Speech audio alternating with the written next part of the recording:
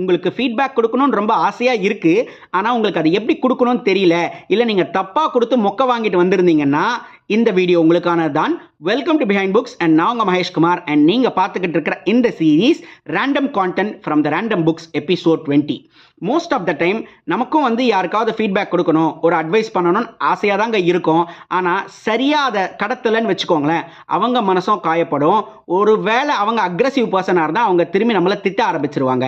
சரி, இதுக்கு ஒரு எஃபெக்டிவ் மெத்தட் இல்லை ஸ்ட்ராட்டஜி சொல்கிறேன், நோட் பண்ணி வச்சுக்கோங்க.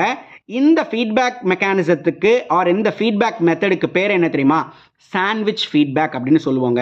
அதாவது ஒரு சீஸ் சாண்ட்விச் எடுத்துக்கிட்டிங்கன்னா அதில் 3 லேயர்ஸ் இருக்கும்.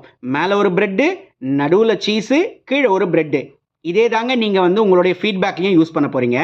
எக்ஸாம்பிள், உங்கள் வீட்டில் சமைச்சிருக்காங்க, நீங்கள் அதை சாப்பிட்றீங்க, அது நல்லா இல்லை, அதை எடுத்த உடனே அப்படி சொல்லாமல் நீங்கள் இந்த மெத்தடை சூஸ் பண்ணலாம்.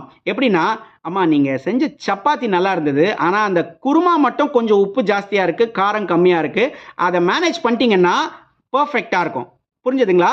ஸோ ஃபஸ்ட்டு லேயர் நல்லா இருக்குன்னு சொல்கிறீங்க, 2வது லேயரில் தான் உங்களோட ஆக்சுவல் ஃபீட்பேக்கை சொல்கிறீங்க, அண்ட் 3வது லேயரில் அது பண்ணால் எப்படி இருக்கும்ன்றதையும் சொல்லிடுறீங்க. இதை சொல்கிறப்ப என்ன ஆகும்னா, அவங்களும் மனசு வருத்தப்பட மாட்டாங்க, சொன்ன நீங்களும் மனசு வருத்தப்பட மாட்டீங்க, நீங்கள் சொல்லணும்னு நினச்ச விஷயத்தையும் சொல்லிடுவீங்க. ரொம்ப சிம்பிளுங்க. இதை ட்ரை பண்ணிவிட்டு எப்படி இருந்ததுன்னு எனக்கு கமெண்ட்ஸில் சொல்லுங்கள். Thank you so much.